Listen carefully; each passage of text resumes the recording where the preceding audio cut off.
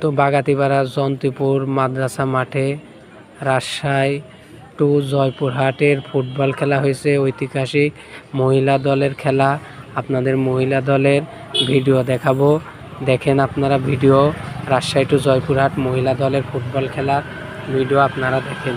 আমি দেখাচ্ছি আপনাদের ভিডিও, দেখতে থাকেন। রাজশাহী টু জয়পুরহাট মহিলা দলের ঐতিহাসিক ফুটবল খেলা জন্তিপুর